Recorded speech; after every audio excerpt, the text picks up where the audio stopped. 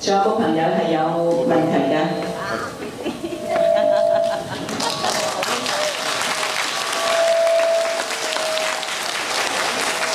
多謝頭先嗰位女士係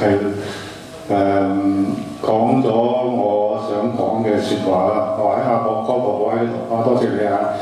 事實上咧，頭先有位先生又係好答問我哋呢個司法覆核成功又如何，有咩後果，就係有咩期望。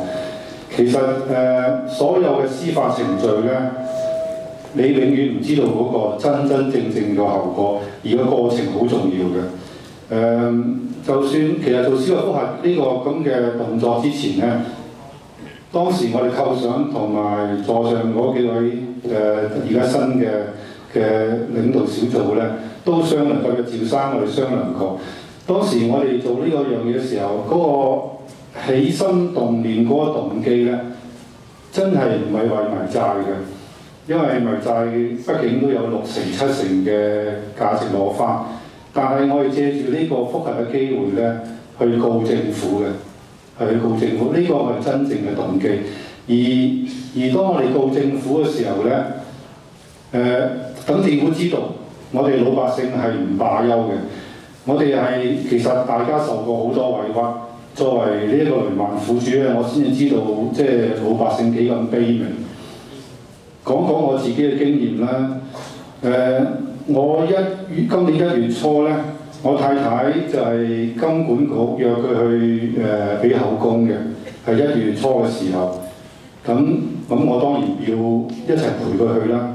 金管局唔俾我陪佢去啊，佢話唔得，你自己嚟得，你老公唔可以嚟。咁當然梗係唔得啦，於是我就寫咗封信俾當時嘅任志剛啦。咁啊，趙先生幫我起草嘅，咁啊俾咗任志剛，咁啊冇咗下文，完全冇下文。去到今年嘅3月初，大概2個月咧，我又再俾一封信俾陳德霖新嘅總裁。係咪上次你唔肯見我太太投訴，因為我陪佢唔俾佢唔見佢，係咪個 case 已經完咗，你唔再調查？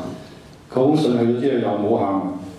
突然間咧就去到大概3月中咧，個調查員打俾個太太，話你老公可以陪你嚟啦，就係咁樣啦。俾封信投訴咁卑微，咁我哋話而家可以啦，咁就得，但係有條件。條件就係你老公嚟之後唔可以講嘢，要收聲。咁我哋問佢點解啊？咁樣佢話要簽一啲文件。好啦，咁我哋再問佢，又經過幾天啦，簽咩文件啊？佢話唔講得，嚟到先講得。咁我哋又唔去啦。咁佢再俾電話，好啦，你要我去都得，你唔該你將你要我所謂保持加密嗰啲文件咧 fax 俾我睇過先，我費事去到金管局咧嘥時間走人。咁呢位調查員咧同我太太講：我讀俾你聽啦咁樣。咁當然我哋唔接受啦。到最後咧，佢冇辦法嘅時候咧，呢個大概係我哋司法覆核前後嘅日子咧，佢就 fax 過嚟 ，fax 咗2張紙過嚟。當然我認為佢係唔成立，當然我做司法覆核我就唔得閒再睬佢啦。到今天咧，我太太都未俾佢口供嘅。我自己咧就我太太買咗16萬嘅迷債，20幾萬嘅精明債券，加埋44萬。我細佬咧就買咗150萬嘅股票掛鈎。咁所以當我做啲過程嘅時候，有人認為我顧迷債唔顧股票掛鈎咧係好唔公道嘅。因為我梗係希望細佬150萬好過我睇攞16萬啦，係咪先啦？咁都係我細佬嘅錢嚟㗎嘛。不過講翻轉頭咧，其實大聯盟起心動念開始嘅時候係一步步行過嚟咧，其實真係冇分彼此嘅。大聯盟之所以到今天比較講開咗啦，喺嗰個訴訟過程裏邊咧，就係每一步都有唔同嘅事發生嘅。好似我哋今次呢個覆核咧。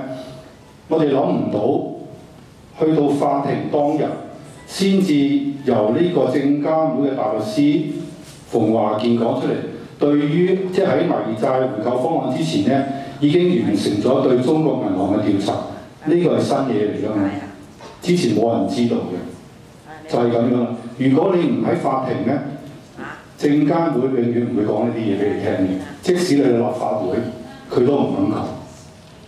所以咁呢個係一個進步啦。頭先嗰位先生問點解即係要成功？嗱，我覺得呢個都係成功嚟嘅咯喎。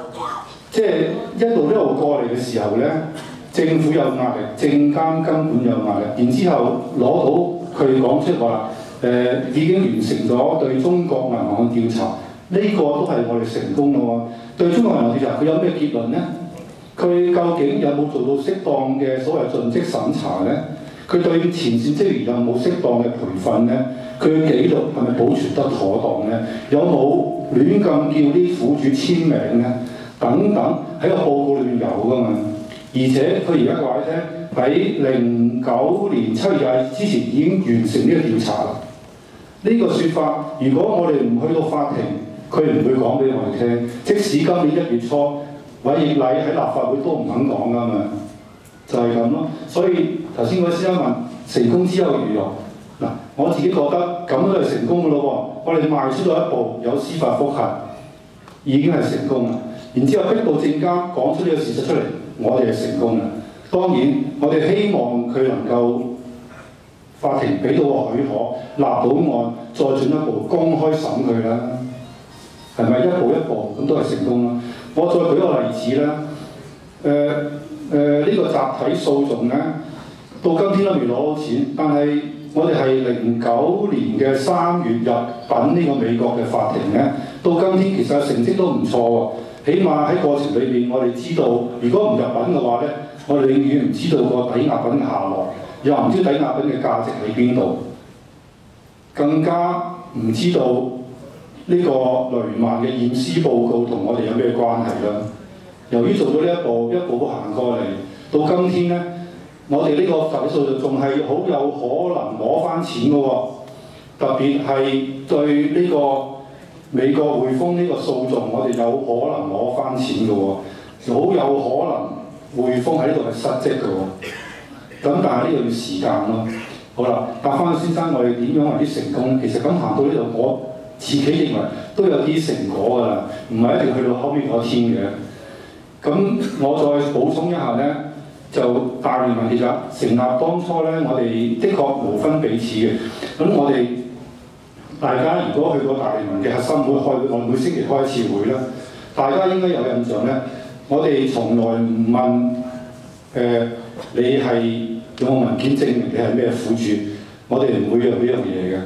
我哋從第一天開始，只要你話指住鼻哥，我係中文嘅苦主，買咗埋債，或者你話呢，我係花旗嘅苦主，我買咗股票掛鈎，咁就得啦。我哋就信嘅。我哋冇睇過任何代表嘅苦主嘅文件，只要你講，我哋就信。我哋咁做，有時有啲人話：喂，陳康源，你咁你好鬆喎，你又唔驗明正身，好多驗仔嘅喎咁樣。但係呢，我哋覺得大聯盟之所以成立呢，就係我哋彼此間嘅互信呢，一步下一步行。當然中間可能會出現一啲類似，例如話可能係銀行派嚟嘅驗仔又好、間諜又好等等啦。但係喺過程裏邊，佢成唔到氣候啦。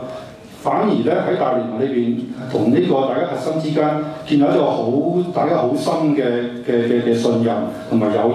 包括而家坐喺台上嗰幾位啦，真係而家佢哋挺身而出，接咗呢個班子。佢哋同樣都係會維持我哋大聯盟為咗公義同埋維持人與人之間嘅基本嘅信任嚟做。而呢樣嘢正正就係我哋嘅金融制度、我哋嘅銀行、大銀行同埋政府做唔到嘅嘢嚟嘅。大家話係咪啊？